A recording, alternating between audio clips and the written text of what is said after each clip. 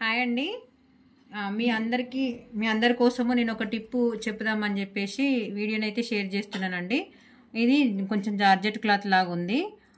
మనము డాట్స్ పట్టేటప్పుడు చూడండి, ఇక్కడ ఈ సెంటర్ డాట్ దగ్గర, ఈ ఆమ్ రౌండ్ దగ్గర నుంచి వచ్చే డాట్ దగ్గర చూడండి, ఇక్కడ ఇది మాత్రం ఇక్కడికే ఎండ్ అయిపోయింది.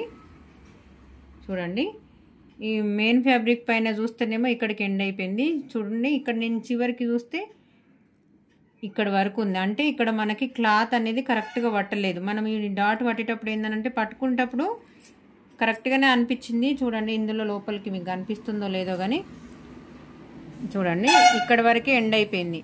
ఇటువంటప్పుడు మనకు కరెక్ట్గా రావాలి, ఎంతవరకు పట్టుకున్నామో అంతవరకు రావాలి అని చెప్పానంటే నేను ఒక టిప్ అయితే చెప్తానండి. ఇది విప్పుతున్నాను. చూడండి, ఇట్లా ఒక స్టిచ్ అయితే వేసుకోండి. స్టిచ్ వేసుకుంటే మనం ఏడు వరకు వేస్తున్నాము అనేది కరెక్ట్గా ఈక్వల్గానైతే వస్తుందండి. మెయిన్ ఫ్యాబ్రిక్ లైనింగ్ క్లాత్ కూడా రెండు ఈక్వల్గా రావాలి అని అంటే డాట్స్ పట్టే ముందు మీరు ఇలా వేసుకున్నారనుకోండి, అసలు ఎక్కడ కూడా తేడా రాకుండా మనకు మెయిన్ క్లాత్ వస్తలేదు అని అన్న ప్రాబ్లం లేకుండా ఇట్లాంటి సన్న క్లాత్లోకి మన దగ్గర గమ్ము లేకపోతే ఈ టిప్ అయితే చాలా బాగా యూజ్ అవుతుందండి. గమ్ము కూడా కొన్ని క్లాత్లకు అసలు పైనకి క్లాత్ మనం ఎంత మంచిగా వాష్ చేసినా కానీ పైనకి మరకలు అనేటివి ఏర్పడతాయండి.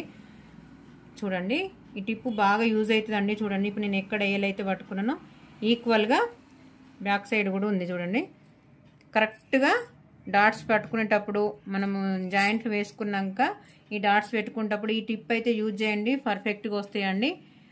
వీడియో ఖచ్చితంగా మీకు యూజ్ అవుతుంది అనిపించి నేను వీడియోని అయితే షేర్ చేస్తున్నానండి. వీడియో కనుక నచ్చినట్టయితే లైక్, షేర్ అండ్ సబ్స్క్రైబ్ అండి. Thank you.